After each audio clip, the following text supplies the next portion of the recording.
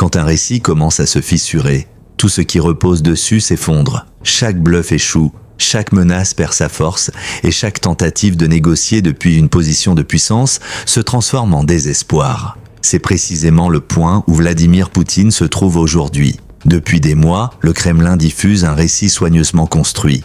La Russie avance, l'Ukraine faiblit et le champ de bataille se plie à la volonté de Moscou. Ces affirmations n'étaient-elles pas destinées uniquement au public intérieur? Elles visaient à acheter un levier à la table des négociations, un levier sur les alliés, un levier sur l'histoire elle-même. Mais l'Ukraine a refusé de jouer ce jeu.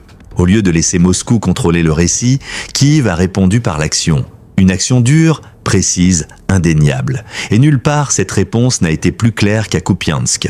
La Russie a affirmé que Kupiansk était tombé, a affirmé qu'elle avait été libérée, a affirmé que la bataille était terminée. L'Ukraine a répondu en éventrant les défenses russes et en pulvérisant ce mensonge sous les yeux du monde entier. L'histoire commence il y a plus de 2 ans. Selon l'Institute for the Study of War, la Russie a relancé sa campagne pour reprendre Kupiansk en octobre 2023. La ville avait déjà échappé une fois aux mains russes, libérée lors de la phase initiale de la contre-offensive ukrainienne. Ce qui a suivi fut un effort brutal et incessant pour la reprendre, mois après mois, assaut après assaut et échec après échec. Malgré près de 22 mois de combat, la Russie n'a pas réussi à encercler Kupiansk.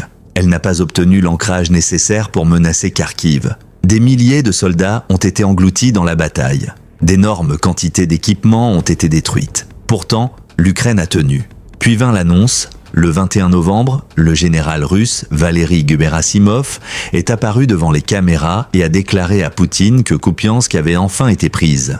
Les médias d'État ont diffusé l'information à travers tout le pays. Poutine, vêtu d'un uniforme militaire, a embrassé la mise en scène. Il a félicité l'armée, il a condamné Kiev, il a posé la question que son public attendait. Était-ce fini? Gerasimov a répondu sans hésiter. Oui, la ville était entièrement sous contrôle russe.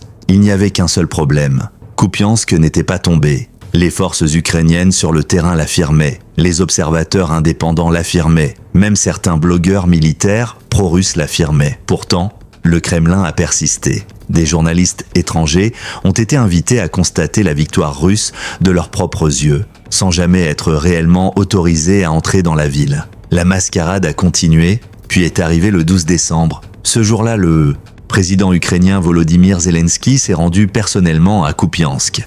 Pas dans un poste de commandement éloigné, pas dans une zone arrière sécurisée. Il s'est tenu à quelques kilomètres du centre-ville portant un gilet pare-balles près du panneau de la ville et a délivré un message qui a fait exploser le récit du Kremlin. Il a parlé d'une diplomatie fondée sur la force du champ de bataille. Il a félicité les soldats ukrainiens et il a prouvé, visuellement et sans ambiguïté, que l'histoire racontée par la Russie était un mensonge. On entendait les combats en arrière-plan. Drones et artillerie menaçaient toujours la zone. Mais c'était justement le point central.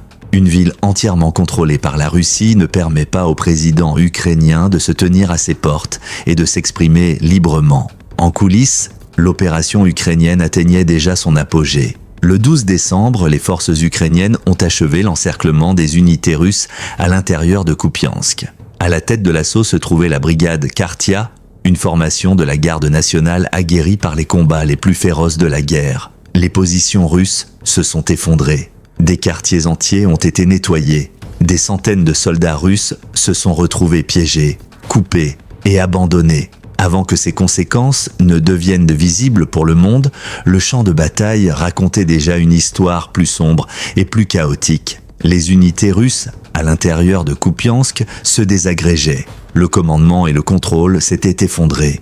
Les ordres arrivaient en retard ou pas du tout. De petits groupes de soldats restaient bloqués dans des positions détruites, sans objectif clair, sans ravitaillement fiable, sans promesse d'extraction. Les drones ukrainiens planaient en permanence, transformant rues, cours et bâtiments éventrés en zones de terreur silencieuse. Chaque mouvement risquait d'être repéré. Chaque transmission radio risquait la mort. Alors que les forces ukrainiennes resserraient l'étau, la panique s'est propagée dans les rangs russes. Les tentatives de rotation ont échoué. Les missions de ravitaillement d'urgence ont été interceptées. Certains soldats ont abandonné du matériel lourd simplement pour se déplacer plus vite dans les décombres. D'autres se sont enterrés, espérant qu'un secours arriverait.